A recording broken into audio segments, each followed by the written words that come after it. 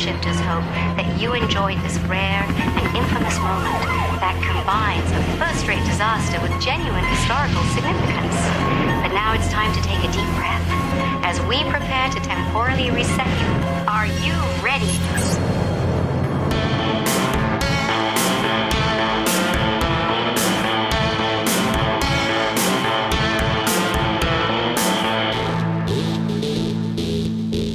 Hey there, everyone. This is Christopher, and I'd like to welcome you to the Time Shifters podcast. On this show, Tom and I dive into movies and TV, mostly in the sci-fi, fantasy, and horror genres, and share some thoughts, give our reviews, and definitely go on a few tangents or two. Let's get things kicked off. Tom, how the heck are you? I'm fine, but I'm feeling more parallel today than tangent. All right, that's good. Parallel's fine. What have you been up to? Have you been able to do or watch anything fun? Actually, I have. I took it upon myself to take myself to a movie the other weekend. Oh, actual in the theater. Actual in the theater. There hasn't been a whole lot out recently that has really kind of stirred me, but and I know this is going to be a shock. I didn't go see Melania, but I did go see Send Help. Okay, I don't think I'm familiar with it. Send Help is a Sam Raimi movie. Oh, okay, fun. Yes, with Rachel McAdams and I'm forgetting the male lead. The premise is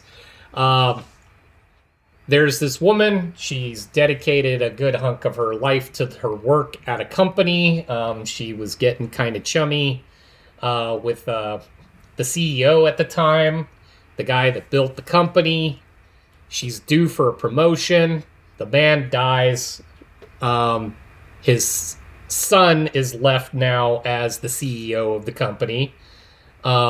He's a little rich snot. And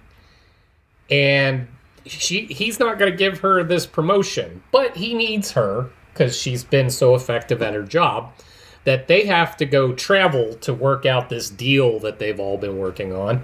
And when they get on the corporate plane, the plane goes down and they end up stranded on an island. Turns out Rachel's character has been a fan of survival stuff, and particularly the TV show Survivor. Perfect. So she's spent a great deal of time learning, because she's even done it. That's one of the fun parts in the film is this CEO and all of his little male cronies are all having a laugh at her expense because she's even created a Survivor demo tape to try to get on the show. Nice. Yeah, so while they're making fun of her, that's also when the plane goes down, so that was fun. And in typical Sam Raimi fashion, the camera work is astounding, and it likes to get up and close and personal when some of the more horrific things tend to happen. But yeah, it becomes this tale of she's now the boss on this island because she actually knows what to do. And he's a little pretty boy that has no skills whatsoever outside of golfing. So this becomes this whole dynamic. But what was really kind of cool is I knew that was all the stuff going in. That's all in the previews. When you dig into the film, we know it's going to get dark. It's Sam Raimi. If he's not doing a Spider-Man movie, he's usually in a darker area. He even manages to get a nice little... The part I missed, he's always got his little digs into his own past. And if you're not familiar, Sam Raimi has had a Oldsmobile Delta 88 since he was in Detroit and working as a kid, starting to make movies with like Bruce Campbell in them. That Delta 88 has been in every film he has ever made. Nice. And I forgot to look for it in this one. I would imagine since it started in like New York, it was probably pretty easy to spot if I had looked hard enough. But the other thing he managed to get in there is a little nod to the Evil Dead, because there's a moment where there's a nightmare.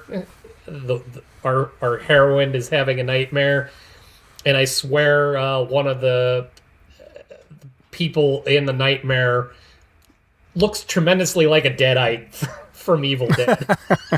So, at least full zombie, if anything. But it was kind of cool.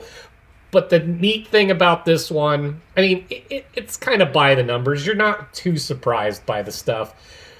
But he is pretty good at making the characters a little bit more than the superficial thing that you started with. Our heroine, not always the squeakiest clean person that you start out thinking she is.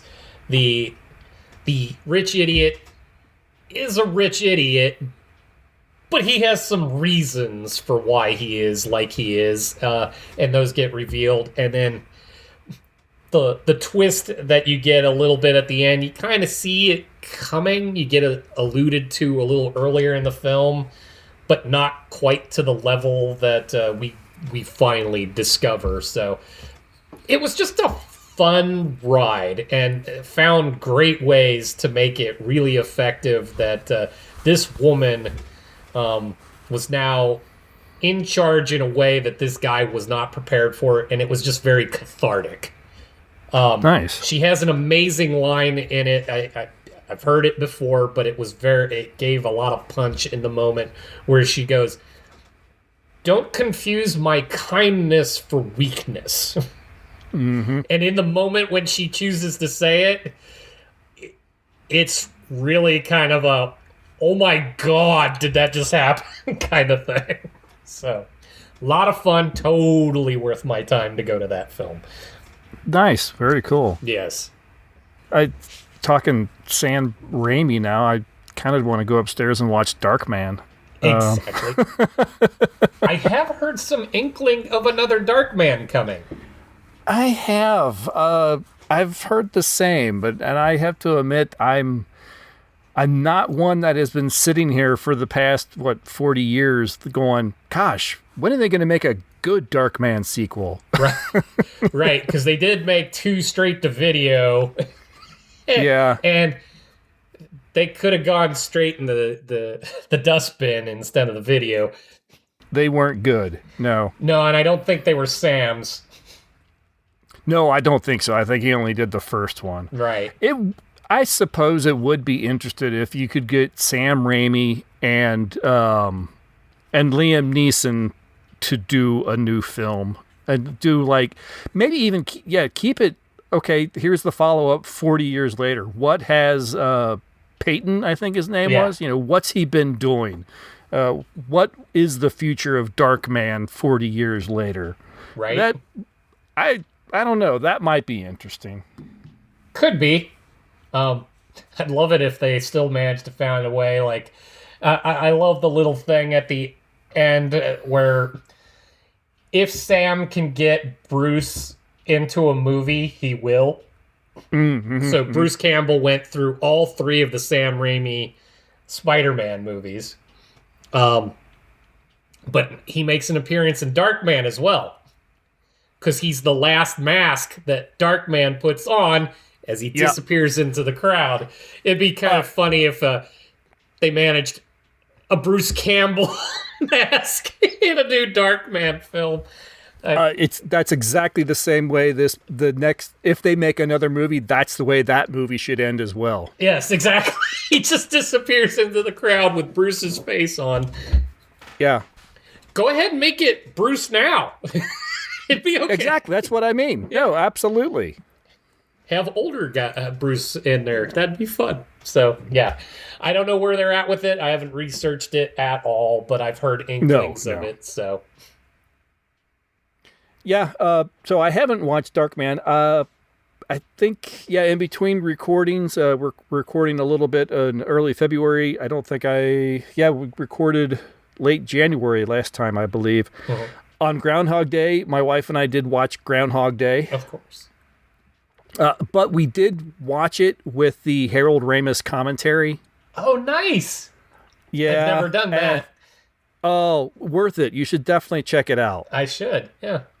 hits home the fact that Harold Ramis was an absolute treasure. And you know what? The world kind of started going to shit the minute he died.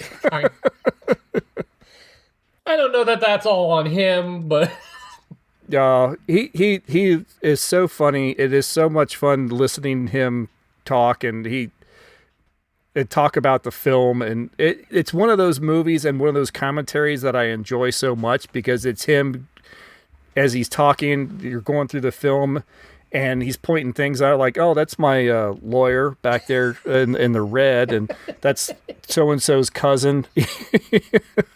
and pointing out things about the town that they're in and what they did, and just to make it just to make the scene a little bit more fun. And just those little bits and pieces where like, oh, that was all Bill. He put that in there that wasn't in the script. I love hearing about that kind of stuff. And it's a great commentary and really nice while he's talking. You know how often the commentary, the movie in the background is muffled. You know, it's lower volume so you can hear the people who are doing the commentary. It just naturally puts up the closed captioning. Oh, nice. So you can read what everybody's saying while you're listening to Harold Ramis talk about the film. It made it for a really nice experience. That's cool. No, to this day, thanks to that movie in particular, if I ever have another significant other, it is my dream to book a bed and breakfast in Punxsutawney and attend the Groundhog Day ceremonies. You might be a little disappointed. They didn't go to Punxsutawney to film that. No, I get all that, but I still want to kind of live the experience. Well, you could probably go. Oh, it was in Illinois. I forget the name of the town now. I'd have to look it up. But it was a town in Illinois. You could probably go there because they have completely just embraced the fact that they were the town in Groundhog Day. Oh, really? So they probably have their own Groundhog Day celebration. That would probably be a lot of fun. Yeah, no. Well, see, now it'll just beg. I got one. I've got a trip for year 1, and I got a trip for year 2. There you go. Now all I need is a date. Another film I checked out recently, just because it's been forever since I watched it, and I was kind of inspired after listening to Barry Wurst and his wife on their So I Married a Film Critic podcast. The movie Highlander. It's a fine watch, but it's not that great of a film. It's got great moments. It does. But yeah, there is something about that movie just stops it from being great. I kind of agree with Barry Wurst. It's the editing. Yeah. That film should have been told in a more linear fashion. He suggested that if it just started out in Scotland in the whatever it was, and then just went forward through time and ended in modern day, it would have worked a little better because it just would have stopped kind of breaking everything up to do these flashbacks. Just tell the story in order. I could see that. Yeah. And incorporate his, if you got to get the director's cut to see the brief scene in like World War II where he meets a little girl that ends up being his secretary in the modern day, and work that into the story, him actually partaking in history, through the ages. Yeah, it would have been a little bit more interesting. I could see that, but yes, you're not wrong. It's a little clunky, but I still remember the first time I tried to watch that with my son, and every single time I had watched it prior, it was like network television from the very first time I had ever seen it.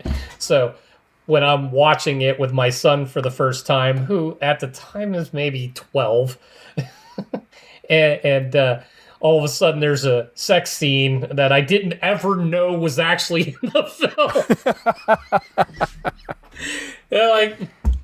Hey, pal, those are boobs. Yeah. Welcome to the welcome to adulthood. Yep. It's just one of those moments you're like, oh, okay, well, I wasn't ready for that, but sure, okay, we move on. You didn't sit him down to the old 1980s Clash of the Titans before then? No, actually, you know what? I don't think he's seen that yet.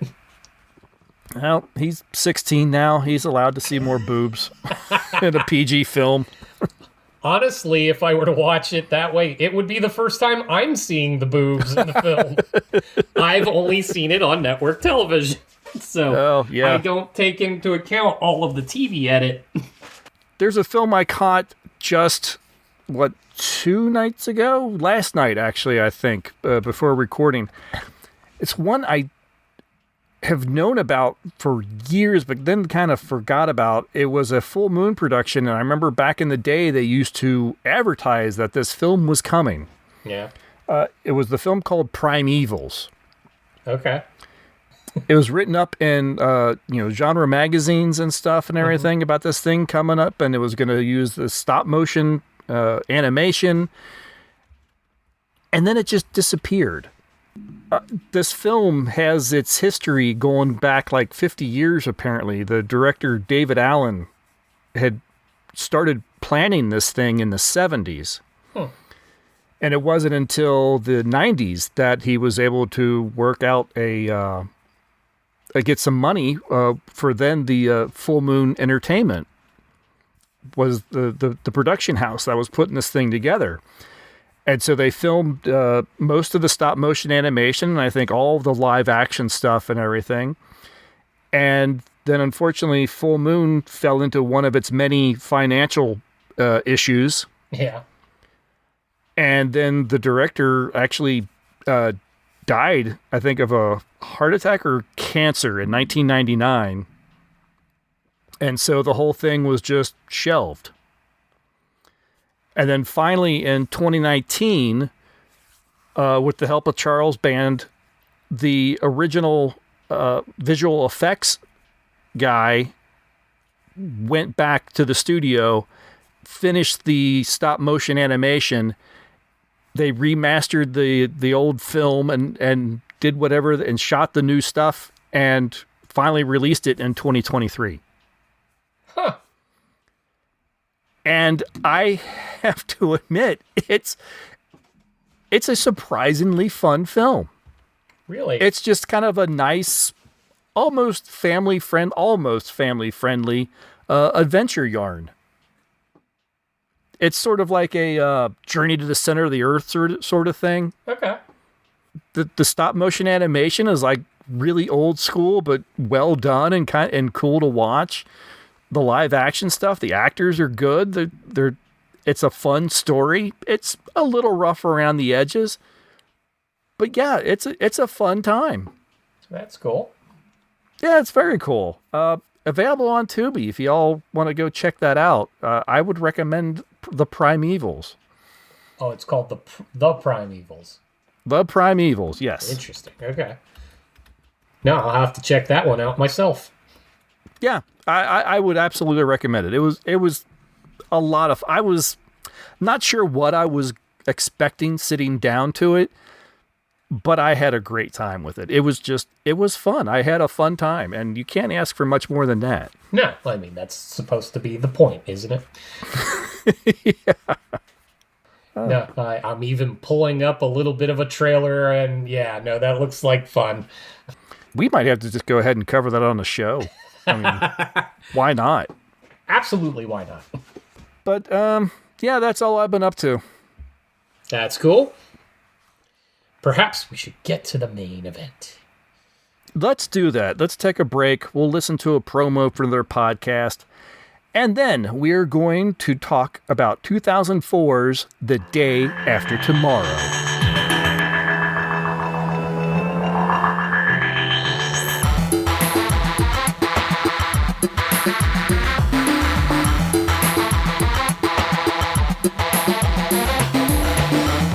into Sci-Fi TV. Hey everybody, welcome back. I'm Brent Barrett. I'm Kevin Batchelder. I'm Wendy Hembrock. The Viewer's Guide to Genre Television. Welcome everyone to a special supernatural-focused bonus Hello everyone, show. and welcome to the Fae Files, A family of podcasts for the genre-loving television viewer. Welcome to Saturday B Movie Reel. Hi everyone, welcome to the study Welcome group. to the top genre characters of all time countdown. And tonight we're going to be talking about Game of Thrones Season 3. Find us at tuningintoscifitv.com. All right, The Day After Tomorrow, written by Roland Emmerich and Jeffrey McAnuff, and directed by Roland Emmerich. It stars Dennis Quaid, Jake Gyllenhaal, Emmy Rossum, Ian Holm, and Celia Ward.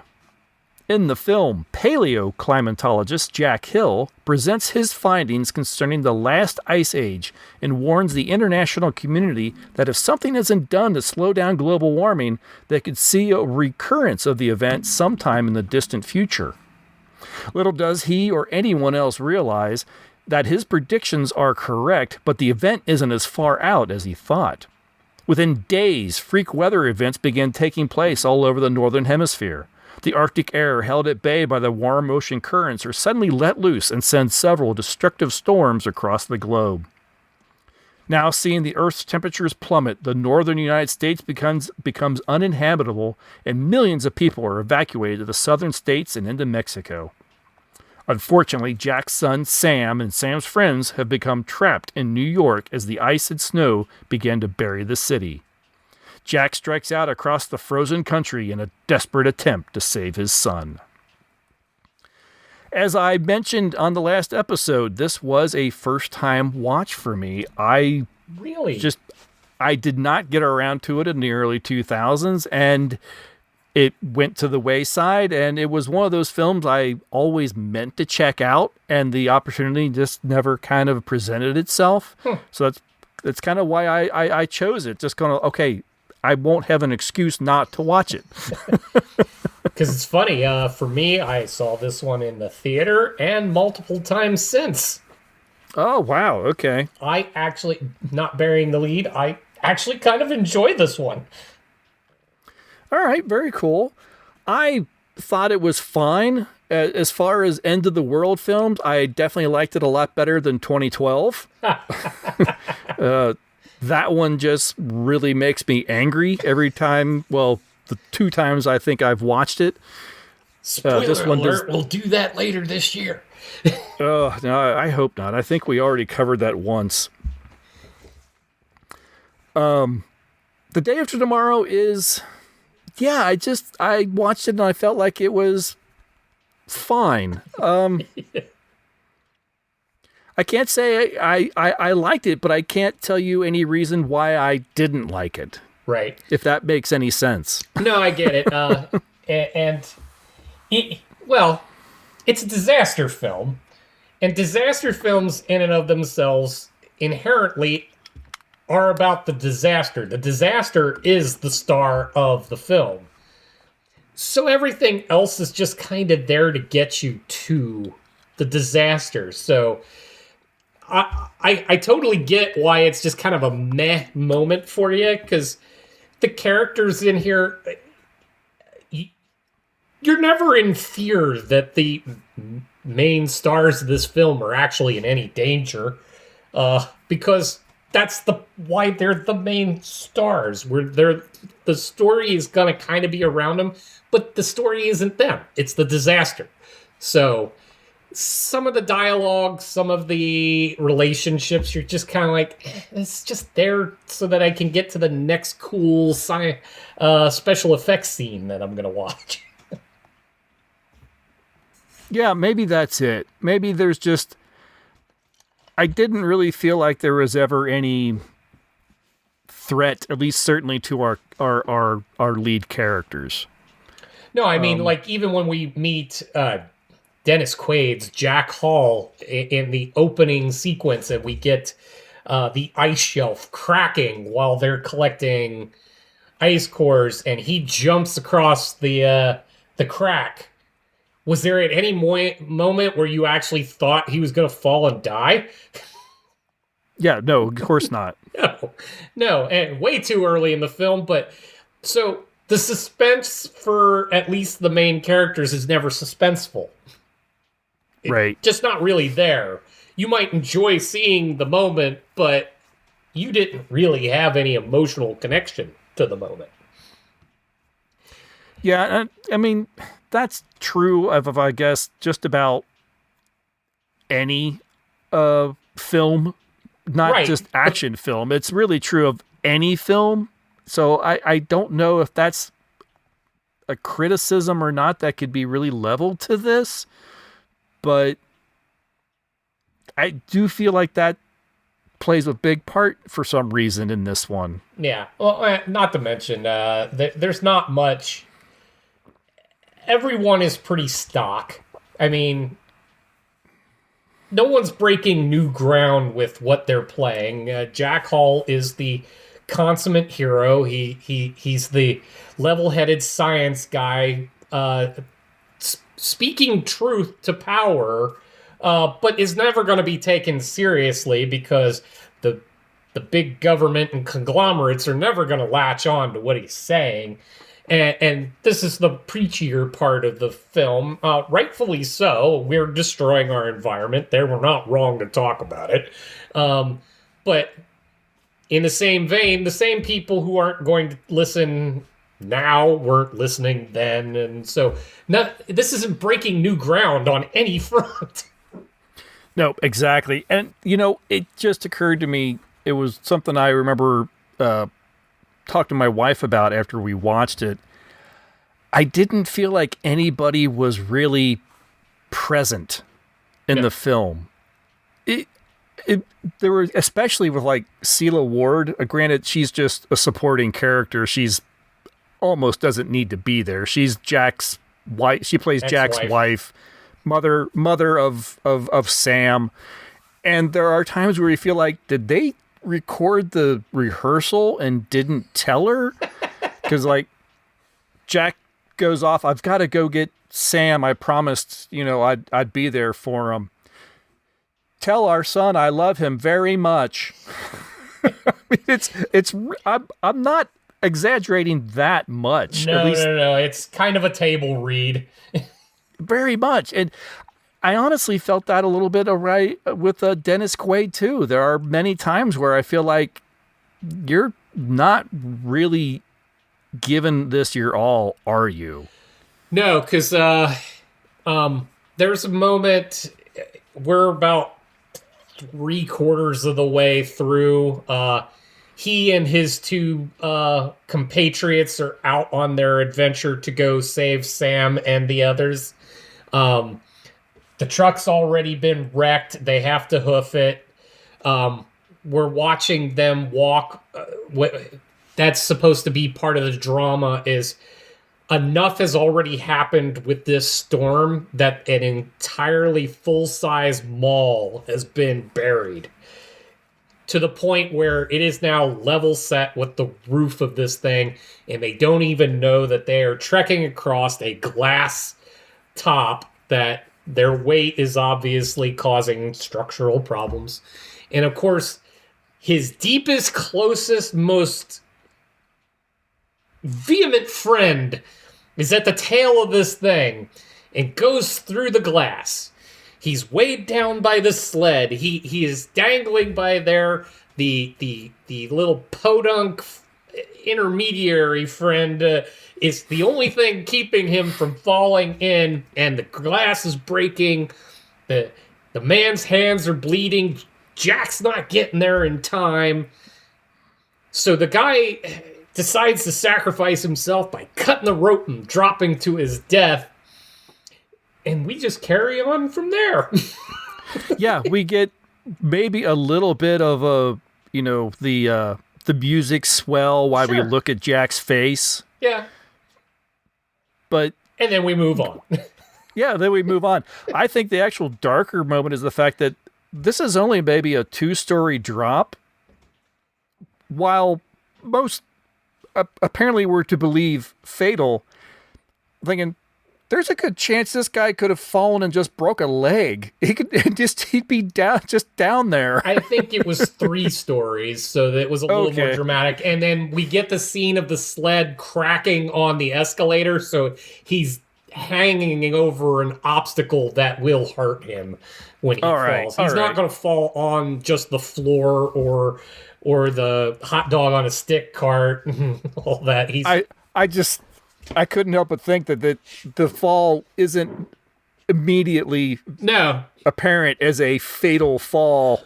No, and that's the thing. Even at a 3-story-ish fall, assuming he didn't try to right himself on the way down to maybe avoid the escalator, he had there was enough of a fall. You're like, I could probably get myself into position to make this not so bad. But even if he did severely hurt himself, we just moved on from that moment so quick. Right. And you don't want to try to figure out how to get in there and try to help your buddy. Make sure he's really dead. That's what I'm wondering. I was waiting for the credit sting of him waking up and hey. Hey guys, what the wait. No, and then what's even kind of worse is we almost more or less repeat the process, only without killing the guy, because they get a little further and here comes the eye of the storm, which of course flash freezes everything, and he's got to run into a Wendy's as quickly as possible. And this is where it gets a little weirder. They were, granted, storm hits different spots. They said they were just north of the Philly area at the time when they were at the mall. But there's essentially a 3 to 4 story tall building buried up to the glass roof there. But by the time they get to New Jersey, New York area, the Wendy's is still level. So your dimensions are a little off. Yeah. 2 points I want to bring up concerning what you just said. Yeah. One thing was his friend who during the walk passes out.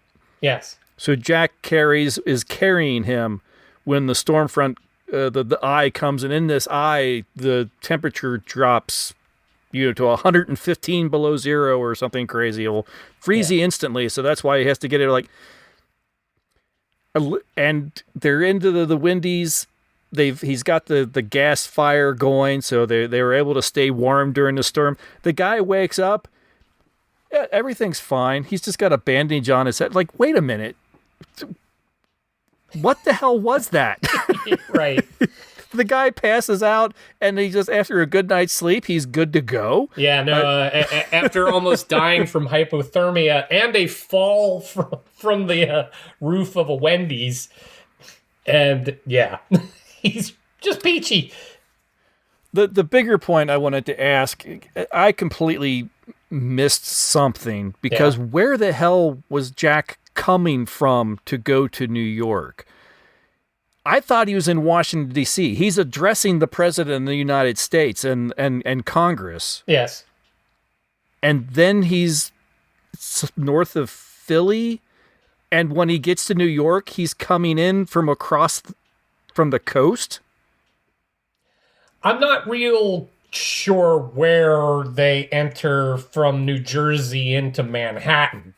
But with everything frozen over, that's a little easier to do than it was before. They walk by the Statue of Liberty. The Statue of Liberty. So I thought they were in Washington, D.C. Why are they coming in from the coast? No. But my wife was saying, no, I thought they were they were north of New York and coming down. How'd they get there? I can fill you in on this. No, he was in D.C. The three of them climbed in the truck, and they drove north. Living in this area, the highway systems would pass you by Philly. So they come up short. They crash somewhere just outside of the Philly area and begin their trek where they run into the mall. That means they have to make their way from Pennsylvania up through New Jersey. At that stage, you're crossing at Jersey City by the Statue of Liberty on your way to Manhattan. So Okay. the path is conceivable. It's just, and they were a little all over the map because no features are matching up to anything they would have remembered anymore. And that's why they have to do it all by GPS. All right. Well, maybe my geography is just I'm a little fuzzy on my East Coast topography and geography. No. In fact, actually, as we were sitting and watching it, I kept trying to speculate. Is that supposed to be the King of Prussia Mall? Because I've been in most of the areas that they were supposed to have been. I'm not familiar with the Wendy's though. No. That they stopped. Yeah, I think the mall it was like the Air Gallery or something. Or Yeah, it's a Galleria sort of on the side of it. Galleria. Yeah. I don't remember where that was supposed to be exactly. So No, I don't know that they know either. no, and I guarantee it was probably nowhere near where they actually said they were. But no, the geography roughly works out given the changing nature of our land masses at that time.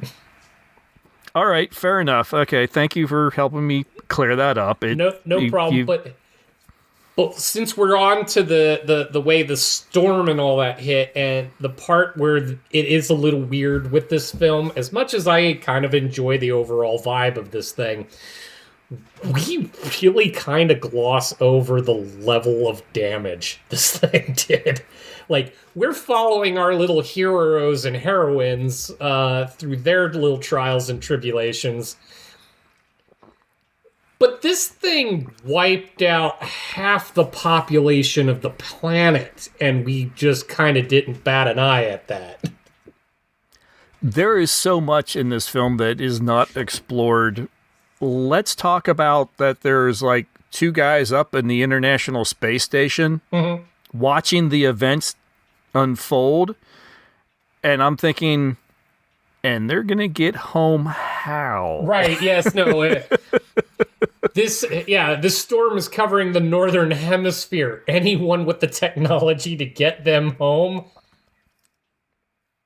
Maybe China or Japan? Well, I think when the one of the final scenes is them looking out the window going, oh, look, you can finally see land masses. You get the impression that there's still some Florida, but I doubt Cape Canaveral is part of that. Right, no. It's not exactly what it used to be because you got to remember the sea level rose too. Exactly. We watched New York get buried at skyscraper height waves. That happened in Florida too. We just didn't get to see that one. Yeah, seeing a bunch of beaches flood isn't as exciting as seeing water washing through the streets of New York. No, but I mean that's where the charm in this film is it is an effects driven thing, and the effects are pretty spot on. I mean, even with it being 20 years old now. Yeah, I was surprised the opening shot of the going across the whole ice shelf and everything. Apparently that was all computer generated. Yeah. And I would assume that was like some helicopter, I guess drone thing wasn't too much of a thing then, but Not helicopter footage or something. But no, apparently it was all computer generated. Yeah, it actually all still looks really impressive. No, it is a fairly compelling and convincing thing. There's a couple of little spots here and there, like with the interaction with the wolves. Some of that. The wolves maybe looked a little ropey.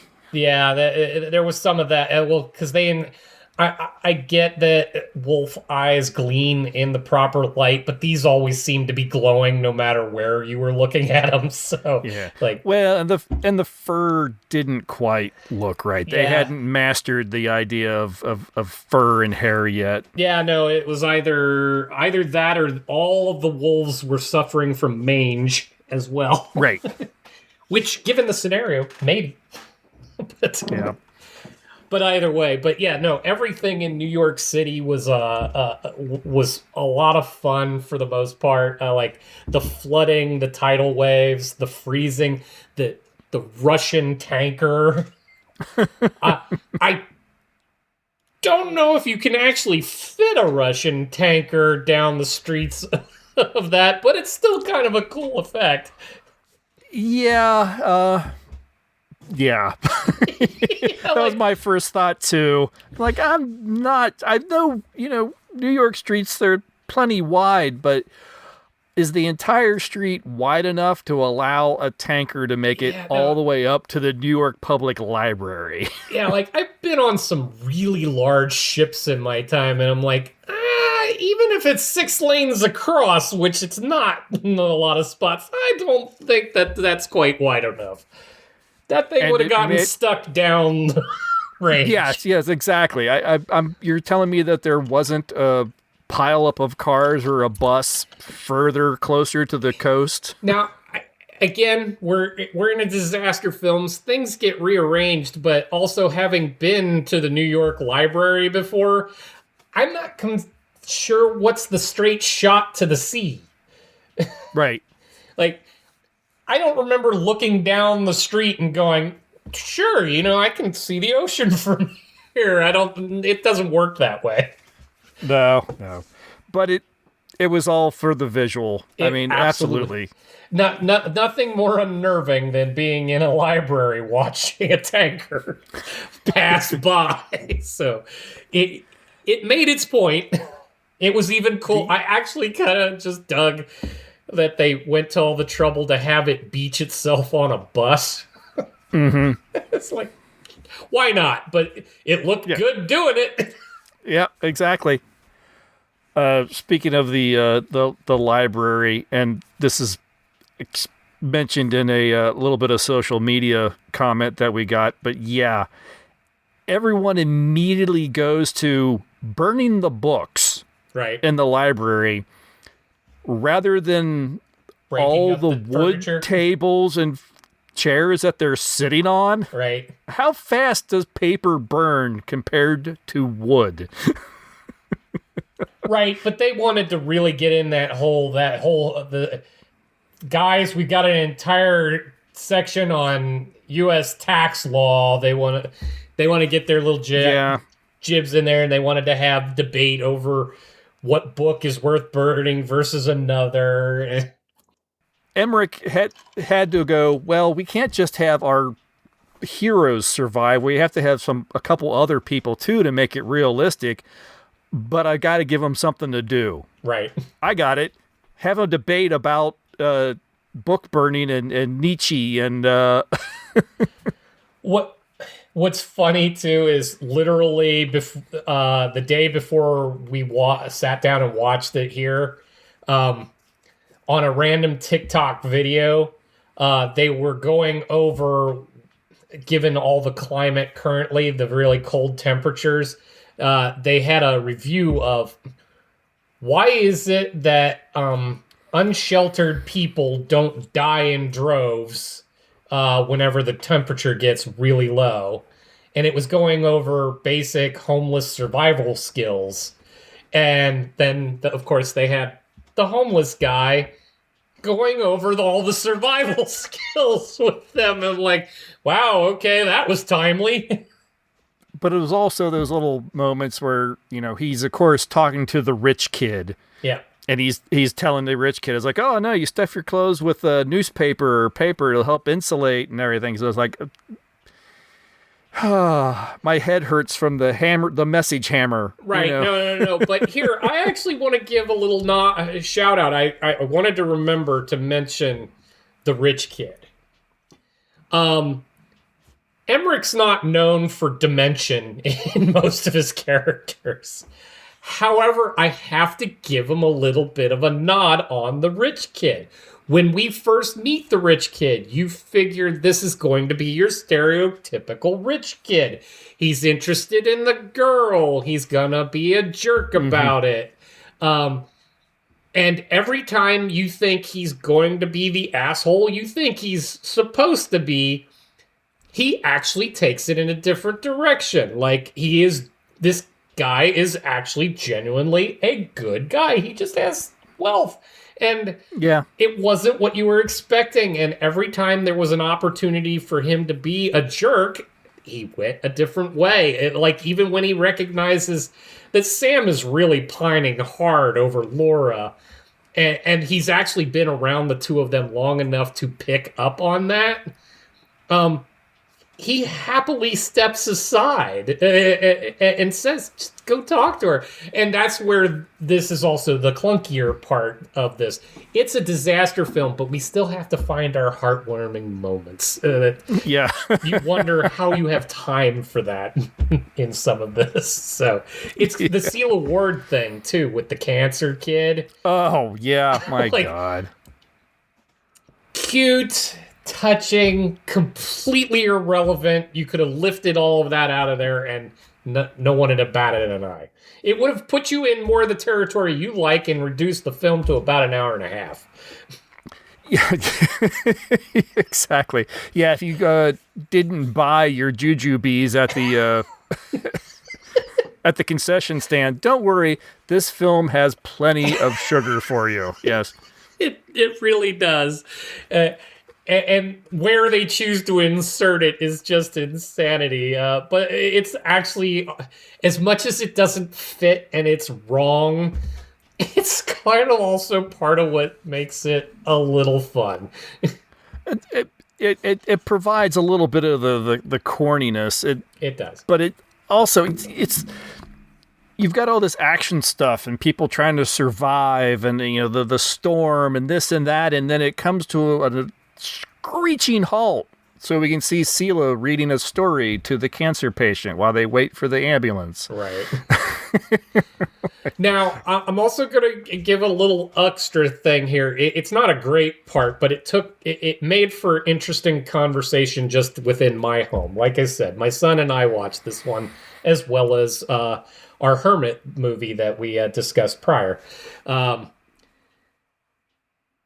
They have this moment where the wave has come into New York. Everything has flash frozen. The snow is coming down. And we're in a what do you do situation at this time. They're in the library. There's the cop. And then, of course, there's Sam. And each has a different plan on how to behave in this moment.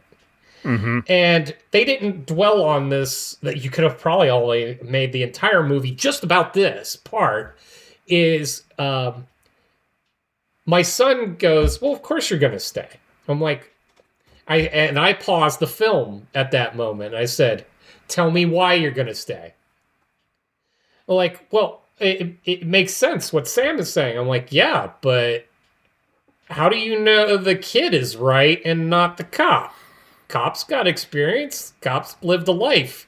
You're talking about a teenager versus a man in his 40s, and he's not wrong in his assumption. If it's going to get worse, you want to get out, get somewhere else, get help.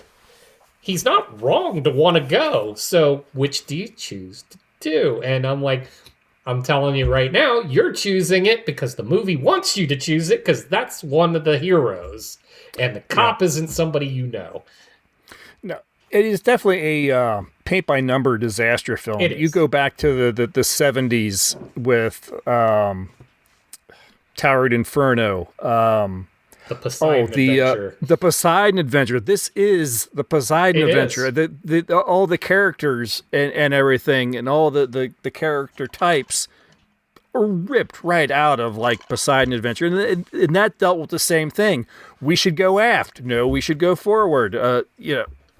That argument who do takes you place. Pick, who do you pick? And that's what I was trying to point out is in this particular moment, if this was real, who would you pick?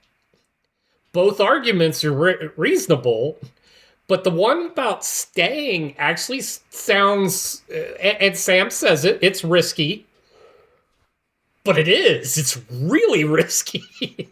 Right. It happens to be the right answer because it's Jake Gyllenhaal. Right. Yeah.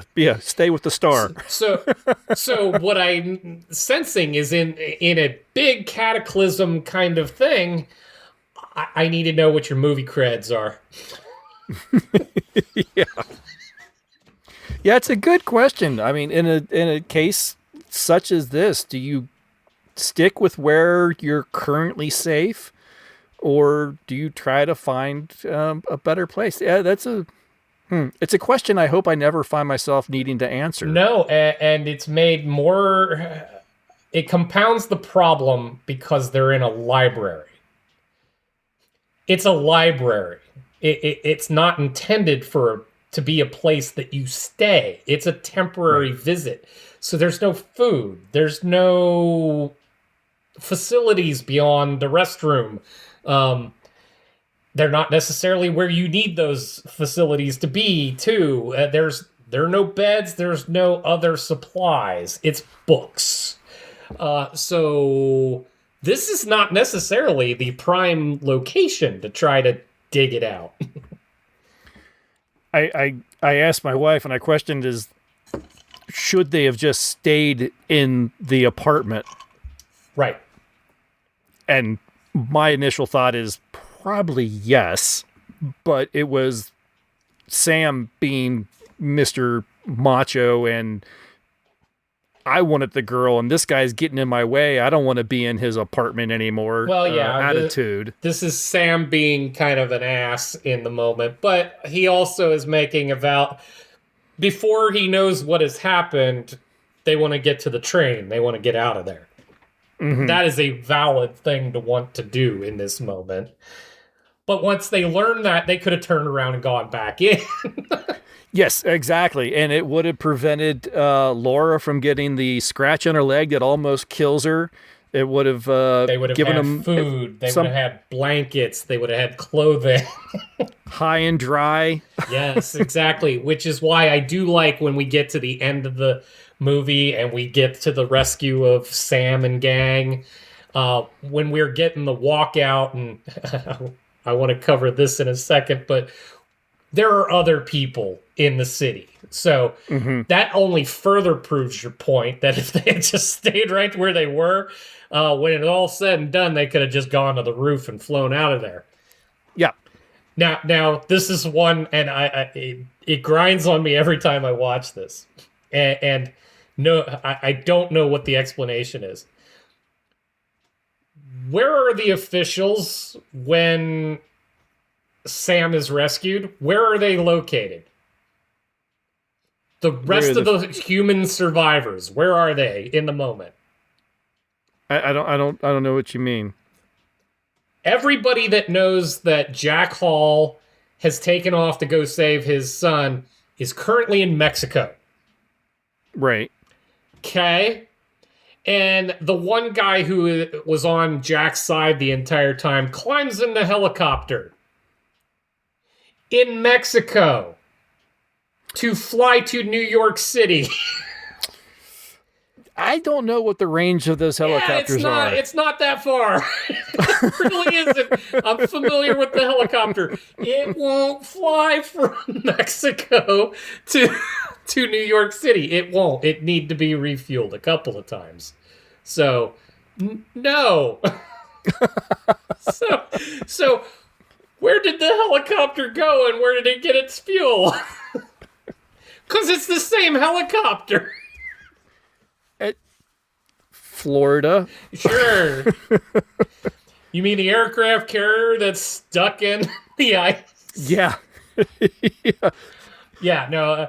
Every time I see that part of the film, I just kind of start losing it. I'm like, yeah, well, what? they do give the impression that many of the southern states are still relatively habitable. Sure, and maybe there's something to that they either took hops or whatever, but I still, the dude left from Mexico, even if you're stopping, you ain't getting there anytime soon.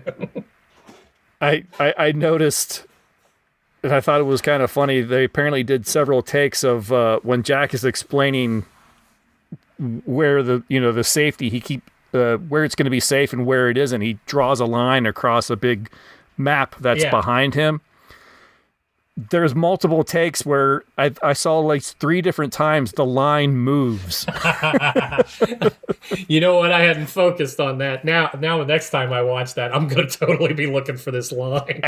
I only reason I noticed it because the first time he draws it, I'm like, oh, good, Cincinnati's south of the line. But then they do another like close up shot on him, and the line is down below. It goes through Kentucky. Yeah. It's like, oh, wait a minute, nope, we're screwed. A little bit. No, I kept looking for where I was on that. I'm like, for a minute there, where I was going, the first line he draws, I'm like, hey, we're still all right.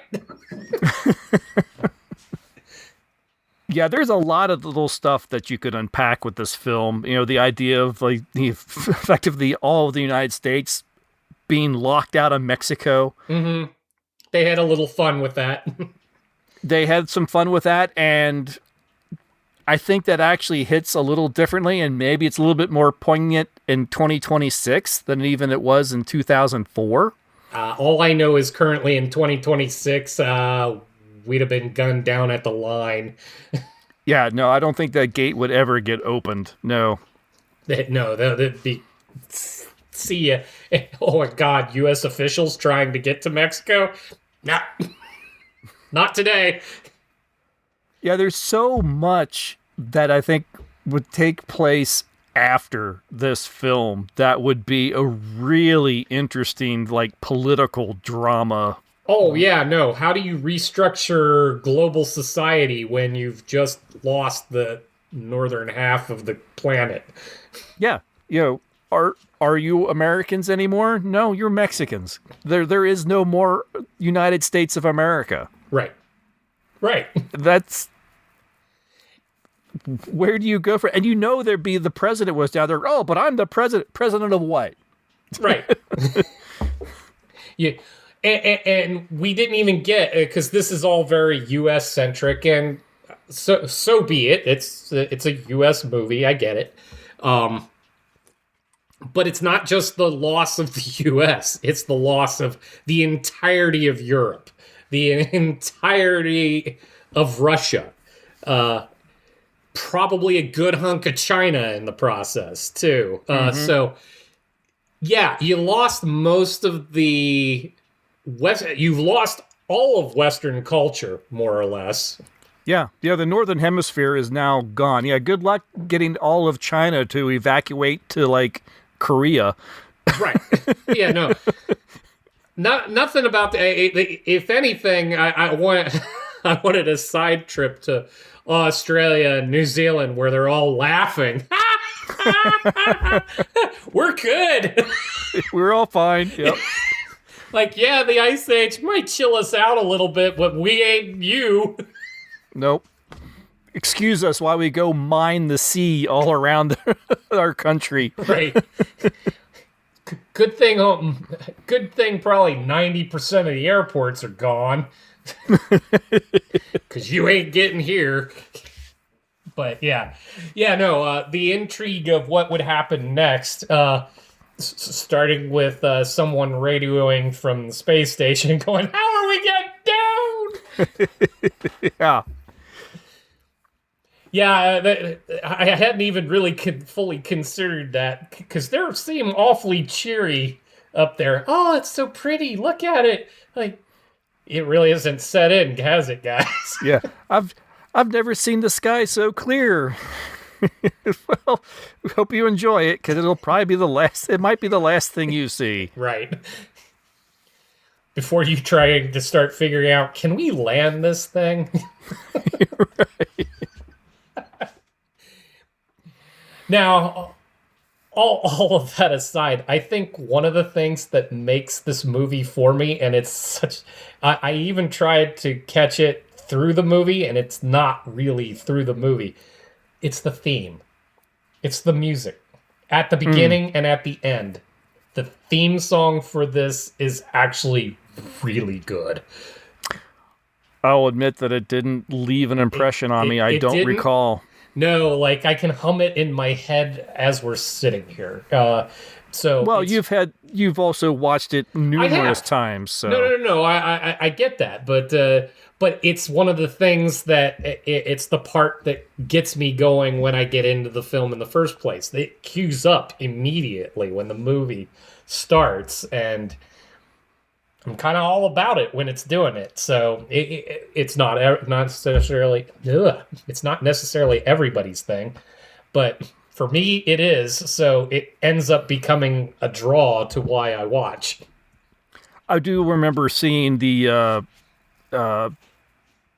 composer was someone I wasn't familiar with. This Harold Klosser was not a name I was familiar with. And I need to look up more of his stuff, because if that hits that hard for me just within this silly, and it's a silly movie, but if that hits and makes this movie a thing that I watch more than once, it's got to be someone I should revisit. Yeah, no, absolutely. I would recommend it. Apparently, he's collaborated with Emmerich quite a bit. So, if you watch a few more Emmerich films, you're probably going to hear his music. I've probably seen too many Emmerich films. I mean, he is responsible for your single most favorite film of all time. Moving on. The instant way to get Chris to end a show. Yeah, that's exactly what we're going to do. We're going to talk about a little bit of social media that I did get on the I believe it was the sci-fi subreddit. Joe G says it's one of my comfort movies, but it has the worst portrayal of climate science of any movie I've seen. Sure. Even if the tornadoes seem to have a grudge against Joe, Twister didn't try to defy physics. Al Gore telling Americans that it was a must-watch didn't help either. It's good entertainment and a lot of fun if you turn off your analytical brain. Right. Yep, I would agree with that. T. Chanson says it's one of my favorite disaster movie rewatches. I'm a bit envious of you discovering it for the first time. It's a gem.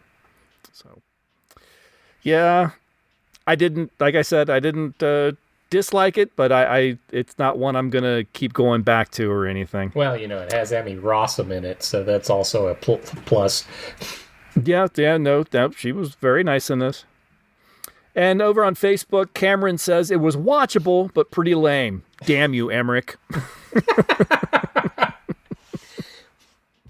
And we keep coming back to Emmerich films. Yeah. On Discord, Matt says, I've seen this movie a few times. It's a fun disaster movie that, from what the experts say, ignores any real science, which I can forgive because it's got action in just the right places and the actors are selling things well. What I can't forgive is the awkward conversation around burning books when they are surrounded by wooden tables and chairs that they could have just as easily burned. But that is all the social media that I have. Well, unsurprisingly, there's plenty of reviews to go through. In fact, it took me a minute to even find the ones I was going to talk about because there were so many. I had a feeling if you came back to this one and claimed you couldn't find anything, I was going to accuse you of not trying. Yeah, you're not trying hard enough. No. When I say I can't find them, they can't be found. But in this case, plenty to find. And I will start off, of course, with one of my favorites, Chicago Sun-Times, Roger Ebert. I'm going to take two clips from him. He went on originally talking a little about the structure of the film, and then he goes, so yes, the movie is profoundly silly. What surprised me is that it also very scary. And then he went into the actual the effects. He was very taken by the effects, and despite some of the boundless approach away from science, they are compelling. You're buying them in the moment, so I get it. Oh, absolutely. But then he goes on to say, of the science in this movie, I have no opinion. I am sure global warming is real, and I regret that the Bush administration rejected the Kyoto Treaty, being very timely at the time. But I doubt that the cataclysm, if it comes, will come like this. It makes for a fun movie, though, especially the parts where Americans become illegal immigrants in Mexico and the vice president addresses the world via the Weather Channel. The day after tomorrow is ridiculous, yes, but sublimely ridiculous. And the special effects are stupendous. He was very much into this. In fact, gave it a 3 out of 4. Oh yeah, very good. Yeah. The effects are definitely the true stars of the film, and I did notice that, and I got a kick out of that. That all the news footage that we see throughout the film is typically on Fox until the final. My bad, I was wrong about climate change speech on the Weather Channel. Right. Well, you were bound to get that in 2004 when it's also a 20th Century Fox film. So, yeah. Just staying on brand. Oh, yep. Moving on to The Guardian, Peter Bradshaw, he wrote, "There are some great special effects showing New York under the waves with hints of Spielberg's AI and, of course, Planet of the Apes. You have to get through an awful lot of terrible dialogue and acting, however, plus a lot of fantastically insincere waffle about the environment to get to those scenes, those spectacular scenes," as he writes. "I felt the waters of silliness and boredom come over my head." We could have just read that one. Could have. At least I could have. Yeah. But because there are just so many good choice ones, I also picked one from New York Times, A.O. Scott. "Some environmental groups using the release of The Day After Tomorrow to raise awareness of global warming say in their publicity materials that the accuracy of the movie's science is beside the point. The conditions could take hundreds of years to develop, and it's the prerogative of movies to heighten, condense, and extrapolate. But if the film is meant to prod anxieties about ecological catastrophes and to encourage political action in response, it seems unlikely to succeed. Not because the events it depicts seem implausible, but because they seem like no big deal."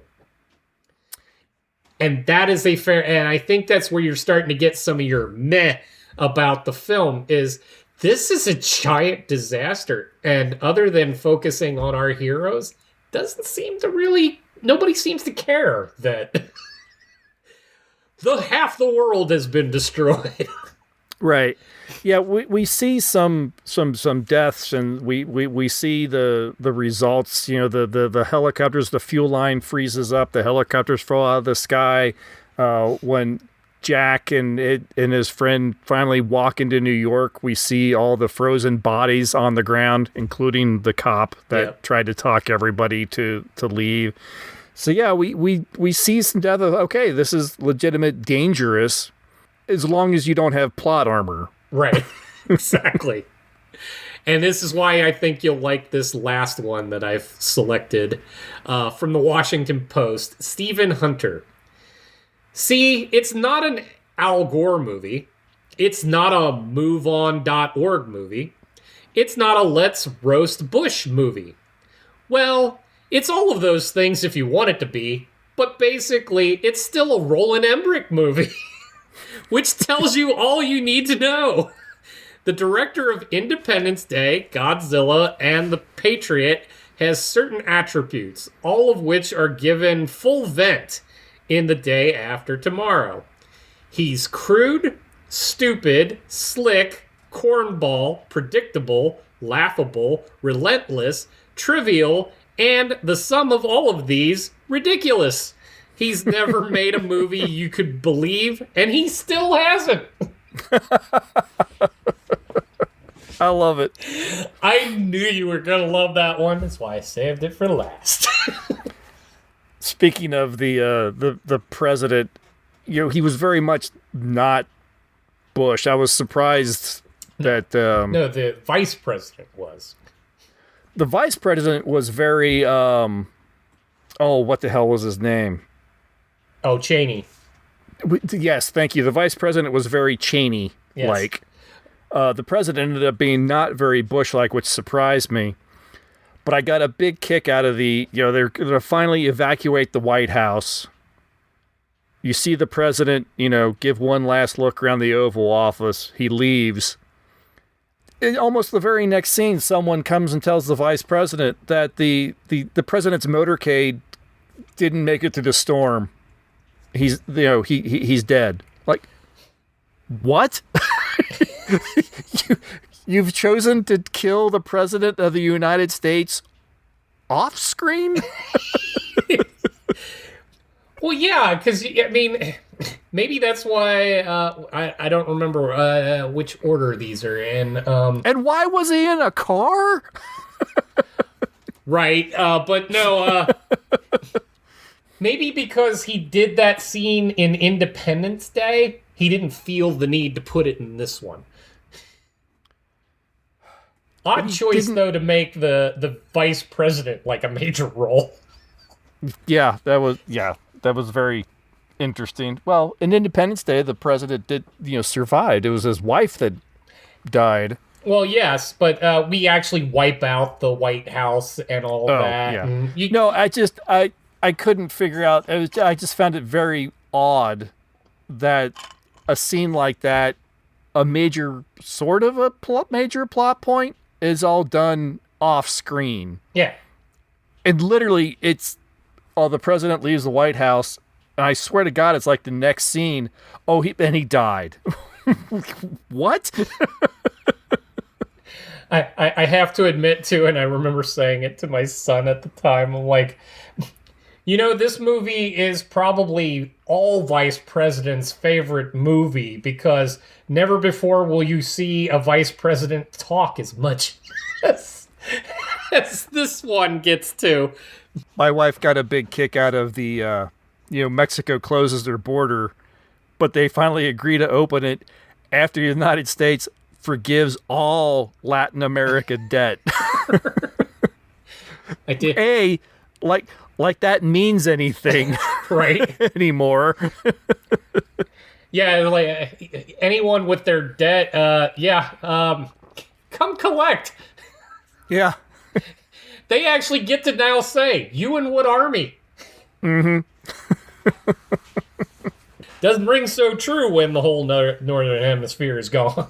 Well, I think we will put the day after tomorrow behind us. Was waiting for that all show. Next time, I forgot to mention it at the top of the podcast, but this is kind of Tom's anniversary. Tom has been podcasting with me for 6 years now. I think that's what you posted. I didn't even realize that had all gone by.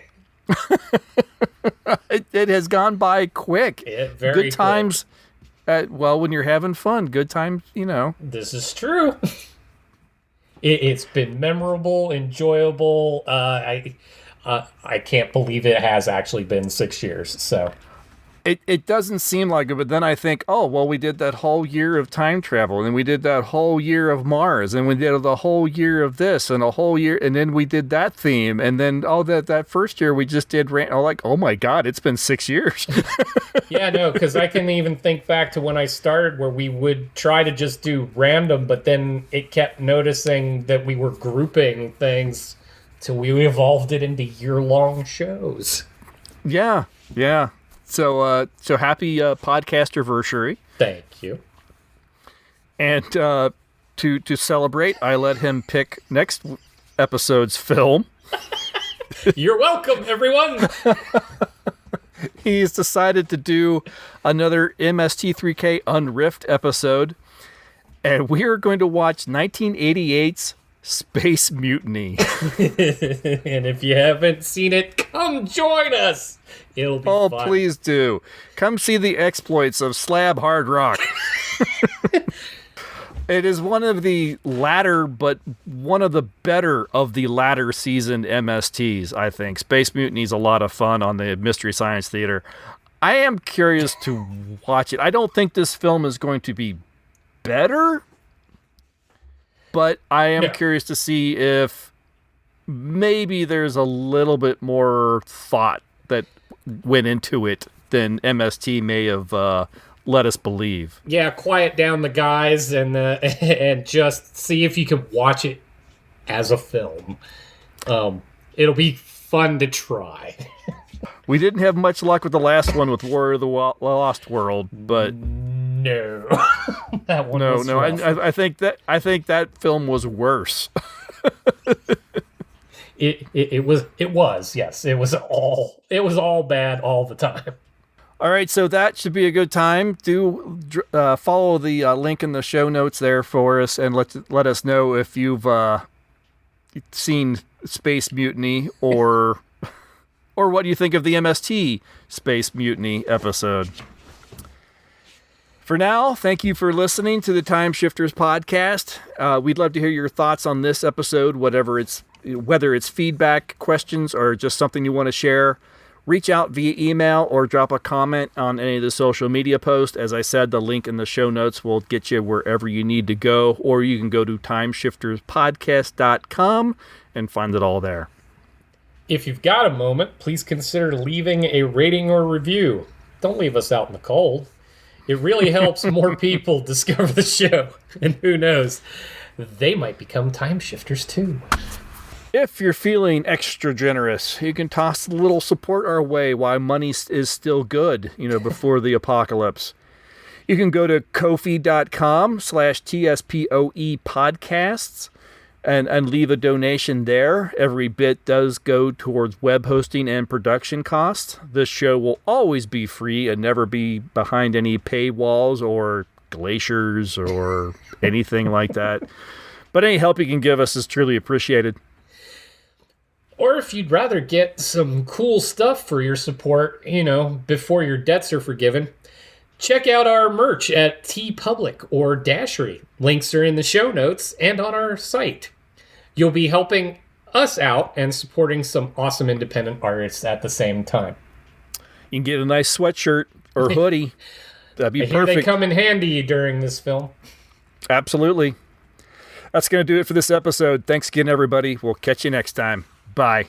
See ya.